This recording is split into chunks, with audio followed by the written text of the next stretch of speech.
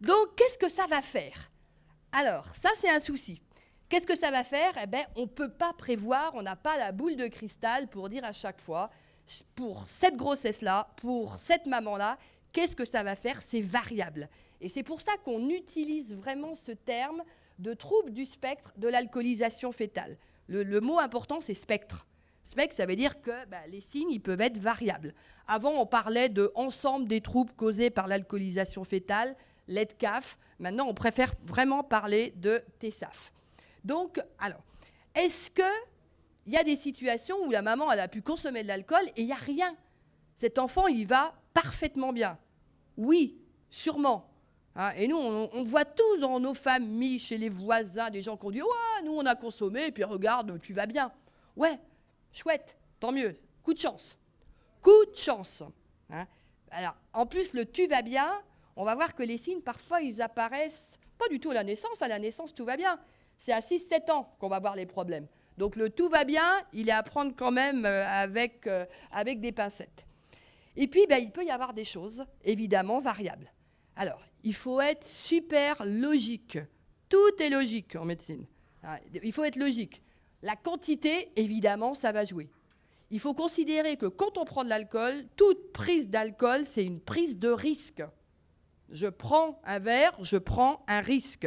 Alors, quand on prend des risques, il ne se passe pas forcément des choses, hein, mais c'est une prise de risque. Hein, je vais sortir, on va prendre la voiture, on prend un risque. Bon, c'est pas pour ça qu'on va avoir un accident, Cécile, attention. Bon. Donc, c'est une prise de risque. Alors, évidemment, si les quantités sont importantes, on prend un plus gros risque que si on a pris vraiment une fois, une seule occasion, une petite quantité d'alcool. J'ai bu un verre de champagne parce que c'était Noël, mon anniversaire, la fête, tout, et je ne savais même pas que j'étais enceinte et j'ai fait ça qu'une seule fois. Je ne dis pas qu'il y a zéro risque, mais c'est un tout petit risque. Hein, si on consomme des quantités importantes, évidemment, c'est plus important. Il n'y a pas de dose minimale sans risque. Je ne peux pas dire, je ne peux pas être sûr qu'il n'y aura pas un effet, même après un verre, et je vais vous expliquer pourquoi. Ce n'est pas juste un fantasme. Hein. Bon. La durée, c'est sûr que si j'ai consommé pendant mes 9 mois de grossesse, je fais courir un risque plus important que si j'ai consommé une fois au tout début, alors que je ne savais pas que j'étais enceinte. Le mode d'alcoolisation. Ça, c'est intéressant. On ne consomme pas tous de la même façon. Hein. Il y a des gens qui vont consommer un petit peu d'alcool tous les jours. Hein. Et puis, il y a des gens qui ne vont pas du tout consommer comme ça, plutôt des jeunes qui vont faire la fête le week-end, et là, qui vont se prendre des grosses quantités d'alcool. Hein. Et ça, c'est ce qu'on va appeler le binge drinking. Le binge drinking, c'est je consomme beaucoup sur une période très courte. Hein. Et donc, nous, on a beaucoup de jeunes, pas ici, mais étudiants notamment, même des étudiants en médecine chez nous, qui, alors le vendredi, le samedi, ça y va. Bon, ça, le cerveau du bébé, du futur bébé, il déteste. Le cerveau du bébé, il déteste vraiment de se prendre des grosses quantités comme ça d'un coup. C'est moins toxique d'avoir un verre le lundi, un verre le mardi, un verre le mercredi, que de se prendre 10 verres le samedi. Hein, les grosses quantités aiguës, ça c'est important. Donc c'est les ivresses aiguës. Le stade d'exposition. Est-ce que c'est pareil si j'ai consommé à 2 mois de grossesse, à 4 mois de grossesse, à 6 mois de grossesse? On va revoir tout de suite après, c'est pas du tout la même chose. Et puis, moi, je suis une généticienne, donc il fallait quand même qu'on mette de la génétique. La génétique, nos gènes, notre patrimoine génétique, il contrôle plein de choses. Et il fait que on est différent, on va peut-être aussi réagir de façon différente. On n'est pas égaux devant l'alcool. Hein, il y a des gens qui consomment la même quantité d'alcool. Si on leur fait une prise de sang pour vérifier l'alcoolémie, ils ne vont pas avoir la même concentration d'alcool. Hein. Pourquoi c'est variable? C'est parce que, je reviens à notre foie. Notre foie, il fabrique des enzymes qui permettent de dégrader l'alcool. Et des fois, les enzymes, elles sont super fortes, super performantes. Elles dégradent super bien. On est à une super métaboliseuse. Si je métabolise super bien l'alcool, je le détruis, il en arrive beaucoup moins chez mon bébé. Si par contre mes enzymes, elles sont un peu feignantes, elles traînent un peu, à ce moment-là, il va rester plus d'alcool en état et qui va passer chez mon bébé. Il va s'en prendre plus. Donc on voit déjà que le patrimoine génétique de la maman, ça joue. Et puis, vous voyez l'image. Alors l'image en haut, c'est des faux jumeaux. Et, l'image d'échographie, là, c'est manifestement une grossesse de jumeaux. Hein. Il y en a 2. Quand il y en a 2, quand c'est des jumeaux, ça peut être des vrais jumeaux. Vrais jumeaux, même patrimoine génétique. Quand ce sont des faux jumeaux, ils ont un patrimoine génétique différent. Donc ça plaît beaucoup aux généticiens. Parce qu'on est bien d'accord, c'est quand même la même maman. Elle a consommé la même chose, à la même période de sa grossesse. Eh bien, que quand ce sont des vrais jumeaux et qu'il y a eu de l'alcool, si les enfants ont des signes, c'est-à-dire ils ont des signes à peu près pareils, les mêmes signes les uns les autres. Quand ce sont des faux jumeaux, ils ont un patrimoine génétique différent, eh bien, les signes vont être différents. Je vais en avoir un qui a une malformation cardiaque et l'autre, il n'a pas la malformation cardiaque. Je vais en avoir un qui aura des grosses difficultés d'apprentissage, des problèmes à l'école, et puis l'autre, il se débrouille, il a des difficultés, mais pas du tout aussi importantes. Bizarre quand même. Donc ça veut dire que dans notre génome, dans notre patrimoine génétique, il y a des gènes qui nous rendent plus fragiles. Il y a d'autres gènes qui, au contraire, peut-être nous protègent mieux. Et ça, on l'accepte très bien pour le diabète, pour des maladies psychiatriques, on sait très bien. Bon. Donc c'est exactement la même chose vis-à-vis de l'alcool. Et puis la chose très très importante, et qui est fondamentale parce qu'elle permet de comprendre comment ça marche. Il ne faut jamais prendre les choses pour argent comptant, il faut essayer de comprendre. Comme les enfants de 5 ans. Là, Pourquoi Moi, c'est ce que je dis à vos étudiants. Je dis, vous n'acceptez pas. Pourquoi Finalement, mais comment ça marche? Pourquoi, par exemple, cet enfant qui a été exposé à l'alcool, il a des malformations? Pourquoi? Ben ouais, il faut peut-être s'arrêter là-dessus. Le comment ça marche. Eh bien, alors, il y a plein de façons, on va dire, d'action de l'alcool, mais il y en a une qui est très importante. Quand vous construisez vos organes, vous allez avoir besoin du patrimoine génétique. Est-ce que l'alcool modifie notre patrimoine génétique?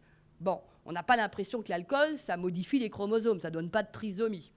On a des petits doutes, mais bon, allez, pour l'instant, stop, dire l'alcool ne modifie pas les chromosomes.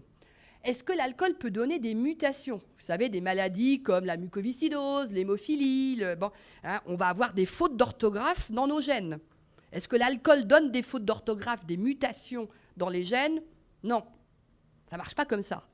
Mais nos gènes, ils ont besoin d'être allumés, éteints, allumés, éteints. Pendant une grossesse, je n'arrête pas d'allumer un gène, éteindre un gène. Il faut fabriquer le cœur, il faut peut-être allumer les gènes qui sont importants pour fabriquer le cœur. Donc on suppose, par exemple, à J30, donc 30e jour après la fécondation, il y a un gène important pour la fabrication du cœur qui doit s'allumer. Je consomme de l'alcool, le gène ne s'allume pas. Il y aura une malformation cardiaque. J'aurais consommé la même chose à J29, il ne se passe rien. Le gène, il n'avait pas besoin d'être allumé à ce moment-là. J'aurais consommé la même chose à J31, le gène, il était déjà allumé. Donc ça explique qu'un verre au mauvais moment, ça peut donner des choses. Sauf que le mauvais moment, on ne le connaît pas. Et puis il y a plein de mauvais moments, parce que les gènes, ils n'arrêtent pas de s'allumer, de s'éteindre, de s'allumer à un autre endroit, etc. Donc ça explique. Ça, c'est l'épigénétique. L'épigénétique, tout le monde accepte bien pour les pesticides, les perturbateurs endocriniens, tous les produits toxiques, herbicides qu'on met dans les champs, etc. Tout le monde comprend bien que ça peut donner des malformations. C'est comme ça que ça agit. L'alcool, on a toujours du mal, notamment en France, parce qu'en France, quand même, l'alcool, c'est quand même sacré. Mais c'est comme ça qu'il agit. Et ça, c'est prouvé. Je pourrais vous ramener 30 diapositives, moi je l'ai fait à d'autres étudiants, où c'est prouvé que l'alcool modifie l'expression des gènes. Donc c'est comme ça que ça fonctionne. Donc ça, alors, dernier petit point. Bon, alors c'est rigolo. On est quasiment que des filles, il y a des garçons au fond, là. C'est bien qu'il y ait des garçons. Parce que, est-ce que ce problème de SAF, c'est juste une histoire de bonne femme? Stop! Stop! Non! Comment ça se fait un bébé? Un bébé, il faut quand même... Alors, il va falloir un ovule, un spermatozoïde. L'ovule amène la moitié du patrimoine génétique, le spermatozoïde amène la moitié du patrimoine génétique. On a vu, c'est prouvé, l'alcool pendant la grossesse modifie le patrimoine génétique du bébé. Ça, c'est prouvé. Alors, est-ce qu'il modifie l'alcool l'ovule? On ne sait pas. C'est très dur à étudier les ovules, on n'en a pas beaucoup, on essaie de nous les garder pour quand on voudra faire des enfants, si on veut faire des enfants. Par contre, les hommes, ils ont plein de spermatozoïdes. Dans un éjaculat, il y a des millions de spermatozoïdes.